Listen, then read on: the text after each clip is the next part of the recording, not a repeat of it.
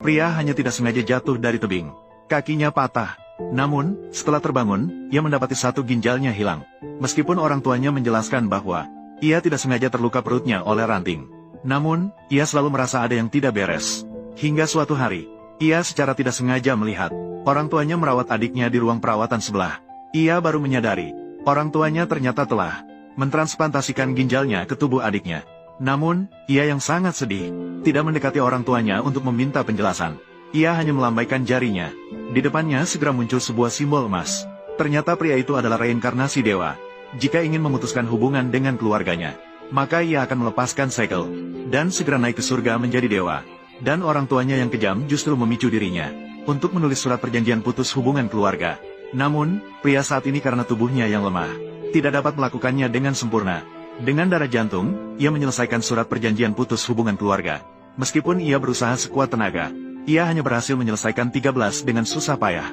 Namun, pikiran ilahi yang ia lepaskan telah terdeteksi oleh murid orang terkaya terdeteksi. CEO yang mulia dewa menemukannya. Ini adalah datanya. Segera menginvestasikan 10 miliar ke grup Yan. Saya akan pergi ke rumah Yan untuk menemui guru, memberikan hadiah besar kepada orang tua guru. Sementara itu, pria dan adiknya keluar dari rumah sakit bersamaan. Namun, orang tua dengan perhatian hanya mengantarkan adik ke mobil, meninggalkan pria yang kakinya patah sendirian pulang dengan kursi roda. Meskipun pria itu sangat sedih, ia mengerti bahwa semakin keras hati orang tuanya, semakin mudah ia menulis surat perjanjian putus hubungan keluarga, akan semakin mudah untuk berhasil.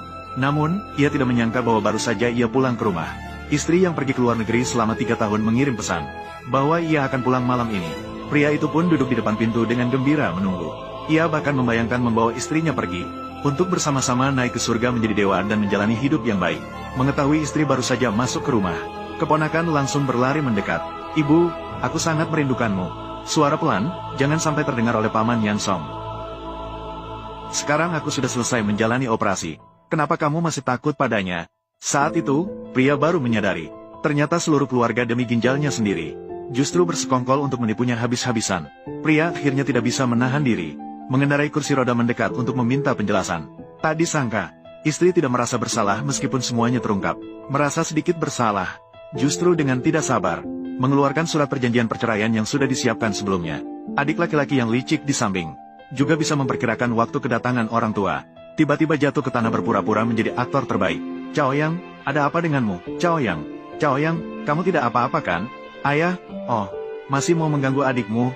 Apakah kamu tidak bisa menerima Chaoyang? Sepertinya kamu sudah tahu. Sekarang, karena keadaan sudah seperti